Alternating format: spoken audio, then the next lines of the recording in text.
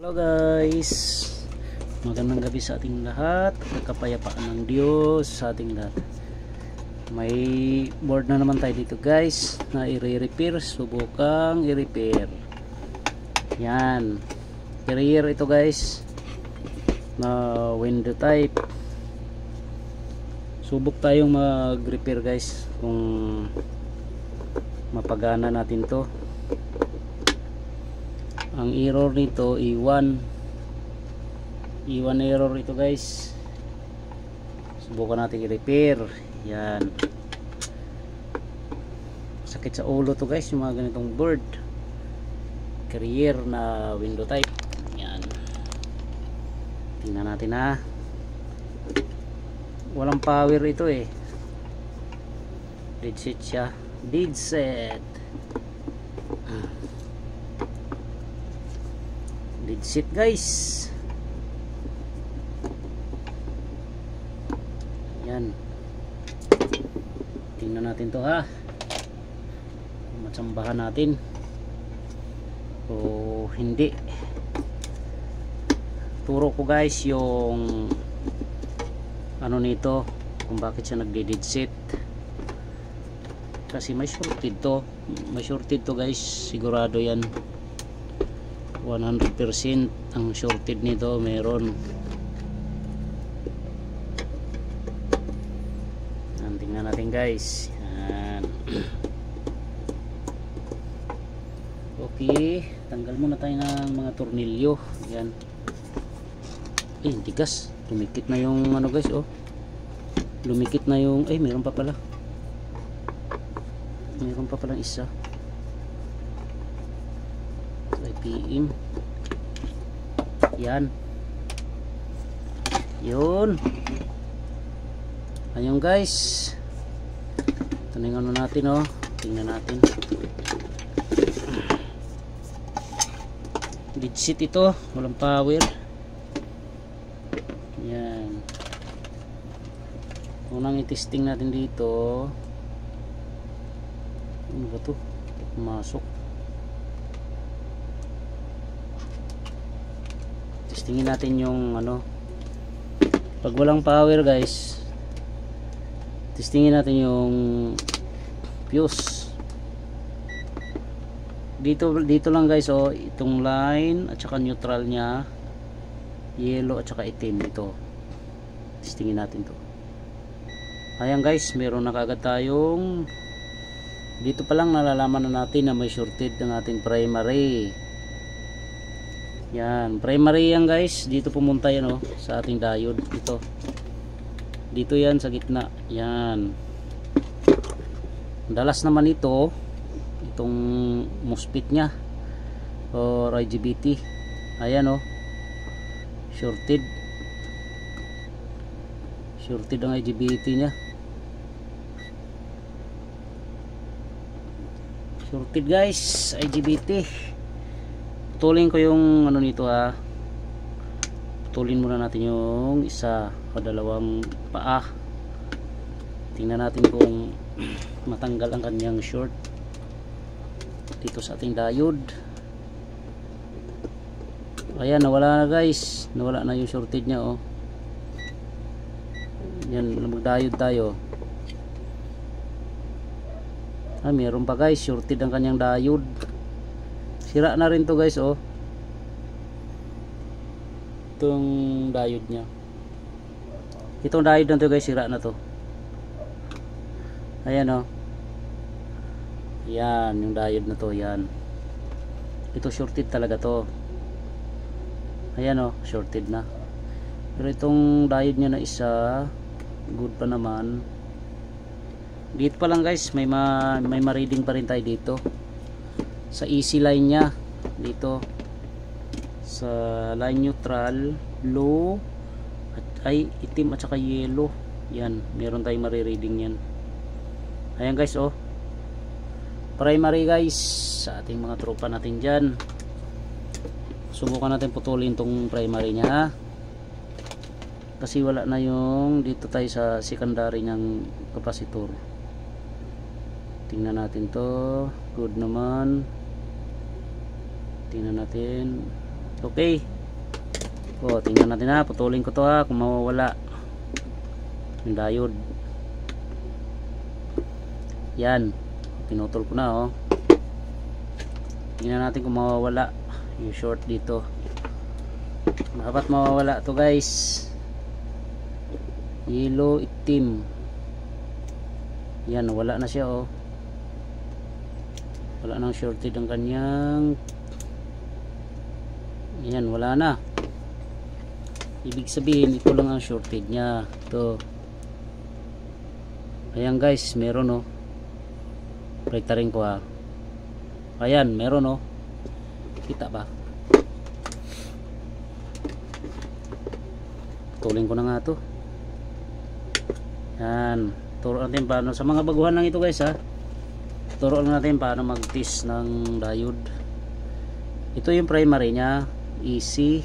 Ayan may nakalagay may nakalagay naman na guhit niyan ito yung negative, ito yung positive. May positive guys yung may pingas, yan, hindi kayo magkakamali dyan. Tapos yung dulo negative. Ang pag-test nyan, dapat wala tayo marireading dito. Yan, meron diode may nare-reading tayo guys sa easy line natin. Ibig sabihin shorted to.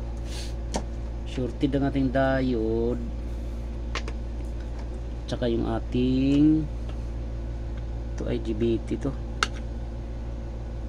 IGBT ito. Yan, ito shorted. Kaya nag-iiwan error siya. Yan, madalas talaga yan guys sa ganyang board career. Madalas siya nabis kung na-encounter yan. Yan, hanap tayo ng diode guys, hanap tayo dito, meron tayo dito parehong pareho. Tuling ko na lang guys, parehong pareho. Yan, para hindi na tayo maghinang sa ito guys pareho yan pareho to na diode. Carrier din to galing.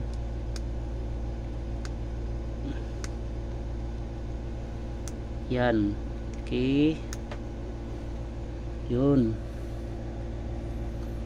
hinangan natin guys, hinangan natin to.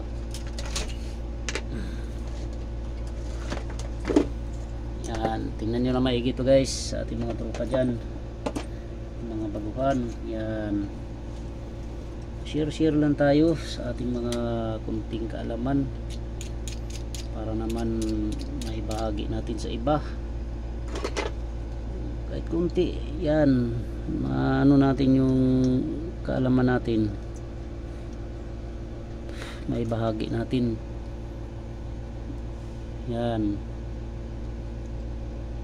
ito, inangan ko muna to.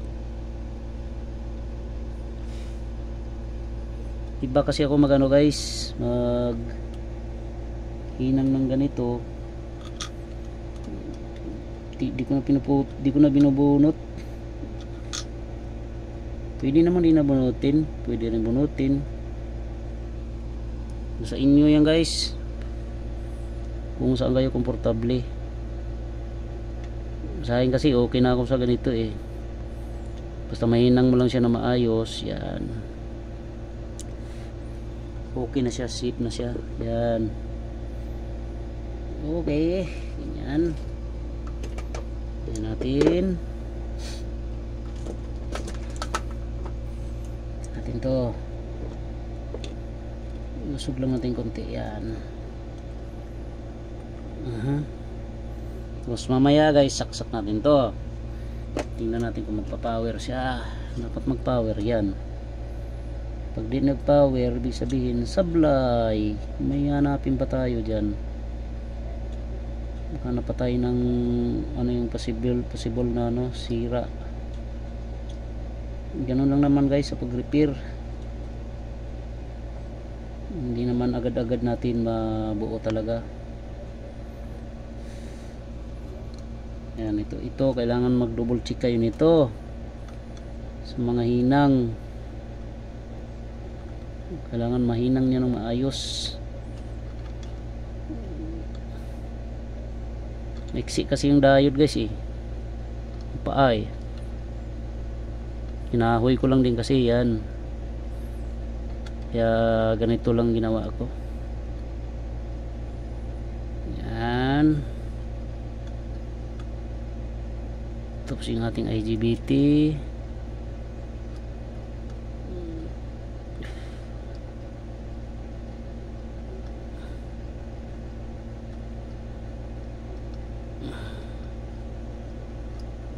Yan.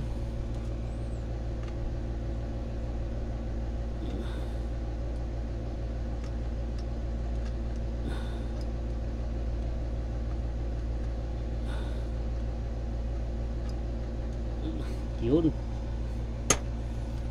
Ayun, nahinang na. Nahinang ko na yung diode. Yan, maganda pagkahinang oh.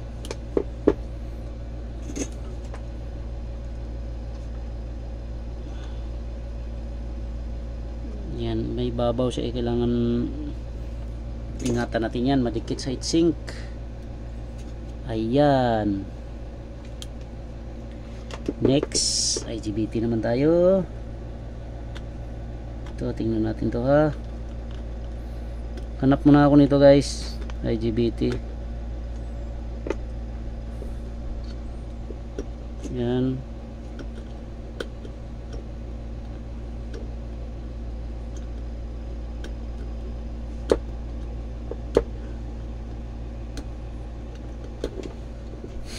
Natin to. Hanap ko na ako. So, ano ba yung kapariho? Ito yung parts number nito.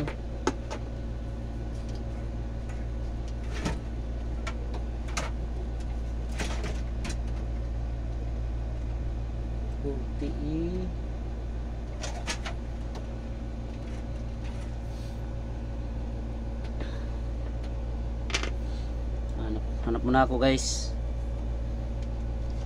Ano ba yung ulim?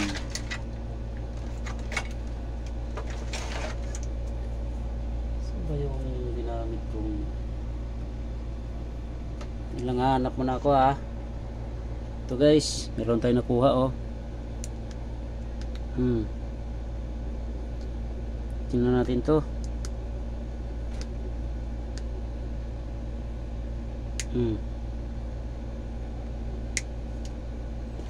O, tingnan niyo itong pinag-iba ng gold guys.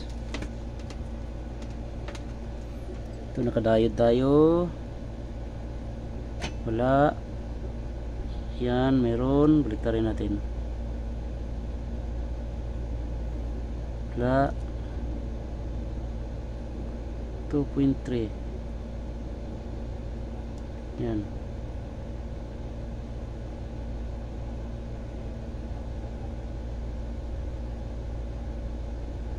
Ano ba ito ah?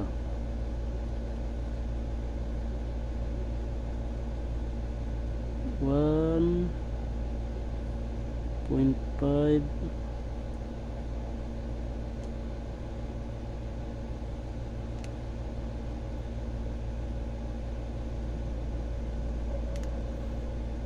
Tapos na ito ah. G50 T60.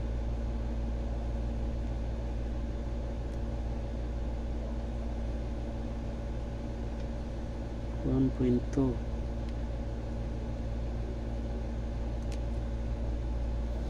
Ito, tingnan natin ito.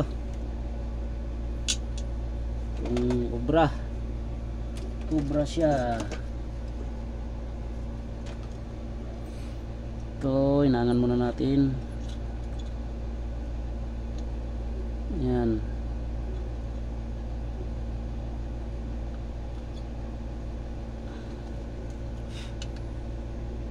Ito.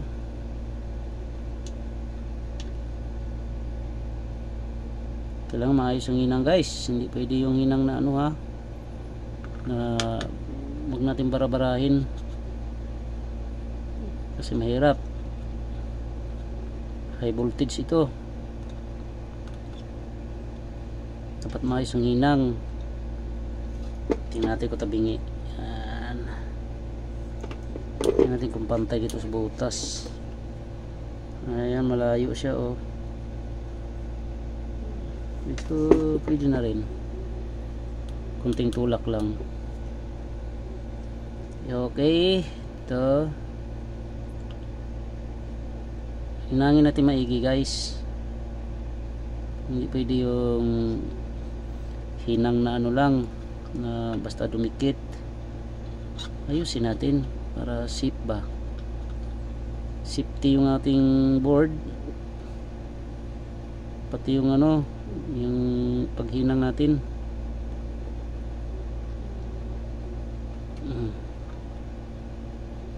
Yun ayan, yan, nahinang na natin. Yan, okay na siya. Ito, testingin natin to, tingnan natin kung may marireading tayo ditong short dito sa ating primary. Yan, dapat mawawala yan. Tapos miniliktad, tapos pag dito dapat nawawala. Yan, okay, baliktad rin natin. Yan, meron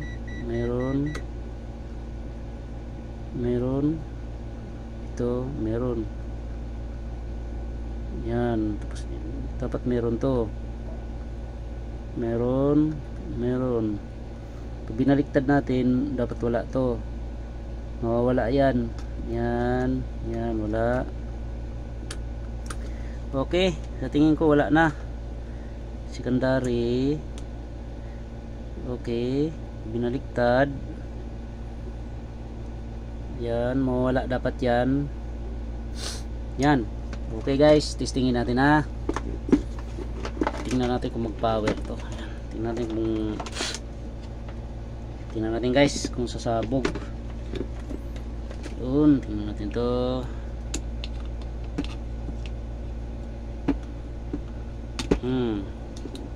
Ito yung easy line natin. Ang dilaw natin line.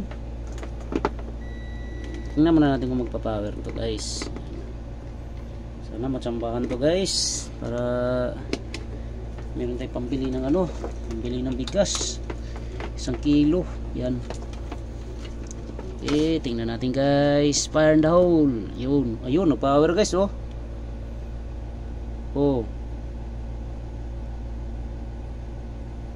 May power tayo oh. Yun, nag-click ng ating relay. Yan, kita nyo guys, kita nyo yung ilaw. Yun oh, bunutin ko ang ating ilaw. Ay, ilaw ang bunutin ko. Yan, ayan guys oh. May power na tayo oh. Nakatsamba tayo guys oh. Yan, natsambahan natin guys. Salamat sa Diyos, natsambahan. Ipambili tayo ng bigas. Lagyan ko muna ng itching to guys. Babalik ko muna to. Lagyan natin ng silikon. Importante silikon guys, para safe ang ating board. Ito yung ating ano, mga piyesa. Ito, lagyan natin to ha. Lagyan natin ng ano to guys, silikon. Yan, yung ating IPM diode, lagyan natin to. Yan, ito lagyan ko na lang din, kunti lang. Yan, okay. Tapos balik na natin, tapos mag ground test tayo kung mayroon tayo makuha ang grounded sa ating board, or safe lang bago natin isaksak. Yan, balik ko muna guys. Medyo mahaba na yung video natin. Balik ko muna. Yan, Ano lang naman to guys, na mga ganito, parang basic na rin yung pag trouble, pag walang power. Madalas naman nangyayari yan, nangyayari talaga yan, madalas tinitira niyan power supply. Tulad yan, shorted yung ano, diode. Di maano niya rin, makukuha nyo rin agad. Kita nyo naman guys na shorted talaga yung diode nya, pati yung kanyang IGBT shorted. Yan, tingnan natin to ha, balik muna natin to ng ayos, tapos testing tayo ulit. Testing tayo ulit lang. Dapat ang ating ano, malalapat natin maigi, kasi pag di nalapat yan, karoon tayo ng problema nyan. Yan, alam nga, iayos ko muna, tinornilyo ko lang muna guys, para wala tayong ano problema. Tapos sukatan natin ang ano yan, kung may ground, mamaya may dumikit sa ating aluminum heatsink, problema tayo, mag short ang ating board. Yan, ang error nito E1 error, wala tayong power sa ating main board.